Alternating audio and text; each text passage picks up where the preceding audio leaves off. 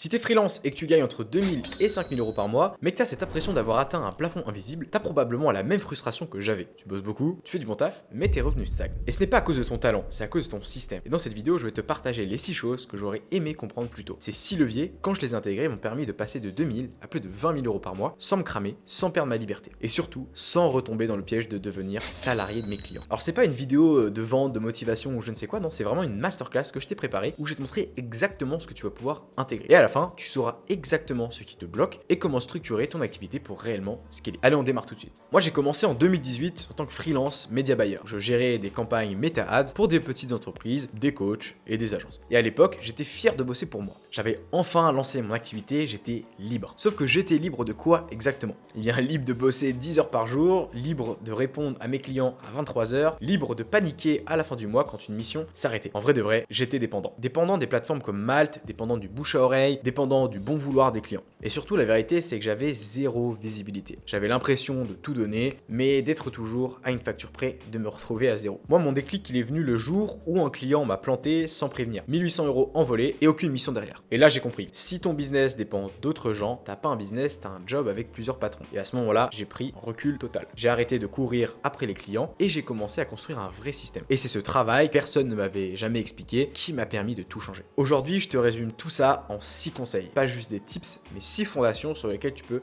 bâtir un business qui te dépasse. Le premier frein à la croissance, c'est le flou. Tant que tu ne peux pas résumer ton offre en une phrase claire, eh bien tu as un problème. Moi, à mes débuts, je disais, je fais de la pub méta pour aider les entreprises à avoir plus de clients. C'est vague, c'est plat et c'est interchangeable. Résultat, je me battais sur les prix, je me faisais comparer à d'autres freelances et j'attirais des clients qui ne comprenaient pas vraiment ce que je faisais. Et le jour où j'ai reformulé, tout a changé. Je suis passé de je fais de la pub à j'aide les agences à générer 10 rendez-vous qualifiés par semaine sans prospection. Là, c'est clair. On comprend à qui je parle, ce que je promets et comment je me différencie. Et surtout, c'est spécifique. Donc si tu es freelance aujourd'hui, pose-toi ces 3 questions. Qui est-ce que tu aides réellement, ok? Donc à qui est-ce que tu t'adresses? Quel est le problème que tu résous? Et quelle transformation est-ce que tu apportes? Ça te permet de gagner en clarté. Et la clarté, c'est le début pour avoir une activité qui est solide. Et ça, c'est ton triangle de clarté. Tant que tu n'as pas répondu à ces 3 questions, ton business repose sur du hasard. Parce que sans clarté, pas de message. Et sans message, tu n'as pas de traction. Le second pilier, c'est de structurer ton modèle de travail autour de ton énergie et non pas ton agenda.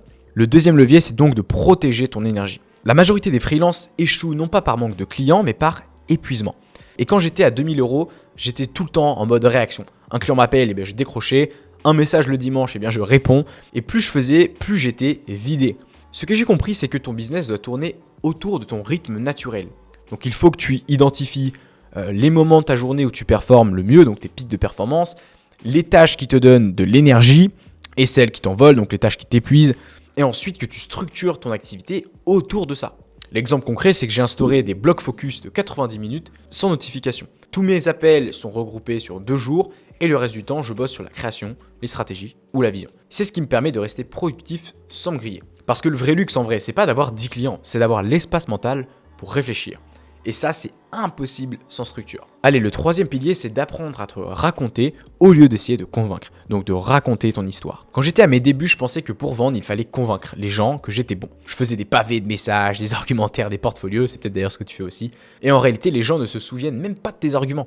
Ils se souviennent de ton histoire. Et c'est là que le storytelling devient ton meilleur levier. Attention, t'as pas besoin d'inventer quoi que ce soit. Il suffit de raconter la vérité, mais de la structurer. Une structure simple, c'est avant, le problème du client, pendant, ce que tu as mis en place, et après, finalement, la transformation. C'est ce que j'appelle la narration de preuve. Et c'est ça qui crée la confiance. Parce que les gens ne veulent pas que tu leur expliques à quel point tu es compétent. Ils s'en fichent. Ils veulent se reconnaître dans tes expériences. Et ça, c'est une compétence qui se travaille.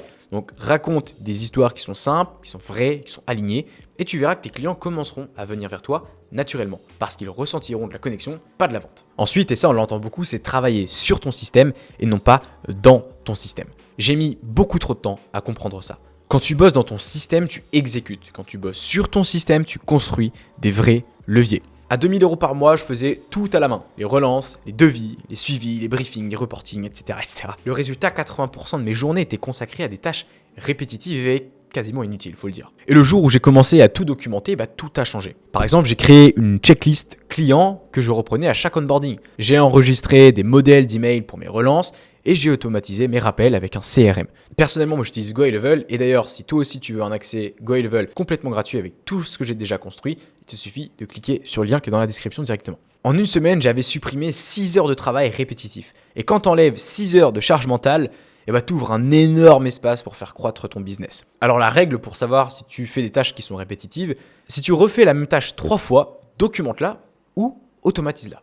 Alors c'est pas glamour du tout, c'est pas du tout fun à faire, mais c'est ça finalement le vrai scaling. C'est comme ça que tu vas pouvoir aller chercher le prochain palier. Et le freelancing, ça devient un vrai business le jour où ton cerveau arrête de gérer des détails. Allez, on passe au prochain conseil, penser en termes de système de valeur et pas de mission. Pendant longtemps, je pensais en mission.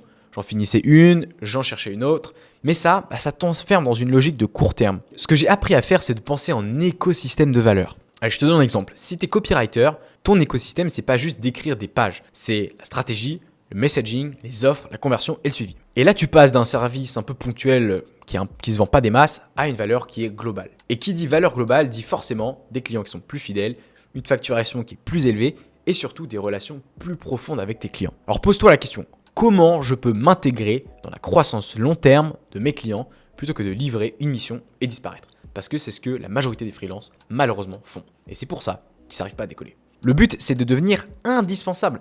Pas parce que tu fais tout, mais parce que tu apportes une valeur stratégique. Et enfin, le dernier conseil que je te donne, ne cherche pas à tout contrôler. Apprends à lâcher prise.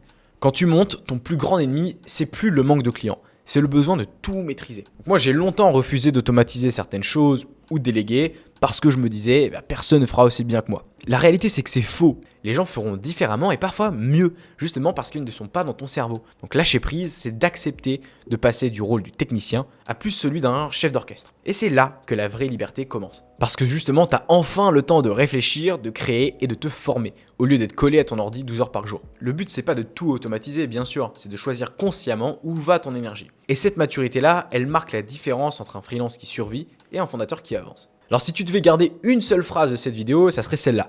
Ta liberté ne dépend pas de ton chiffre, elle dépend de ta structure. Et donc, si on résume les 6 fondations, clarté radicale sur ton offre, structure qui te respecte, storytelling sincère, des systèmes qui te libèrent, une vision long terme, très important, et lâcher prise intelligent. Ces 6 leviers, c'est littéralement la carte du passage de 2 000 € à 20 000 € par mois. Alors si cette vidéo t'a apporté de la clarté et tu veux que je t'aide à aller plus loin, simplement abonne-toi à la chaîne, c'est complètement gratuit et ça nous aide énormément à vous proposer du contenu meilleure qualité semaine après semaine. Chaque semaine, ou du moins j'essaie, je te partage des stratégies, des méthodes, des réflexions pour t'aider à reprendre le contrôle de ton business et construire une activité qui est plus stable parce que le freelancing, ça ne doit pas être une course, ça doit être un levier vers la liberté. Et imagine-toi dans 6 mois, tu te lèves le matin, tu sais exactement ce que tu dois faire, tu travailles avec des clients que tu adores et ton business ne dépend pas de ta présence 10 heures par jour. C'est pas un rêve, il faut juste un peu de structure et pour ça, on peut t'aider à le construire si tu t'abonnes à cette chaîne YouTube où je te partagerai toutes mes stratégies. À très vite.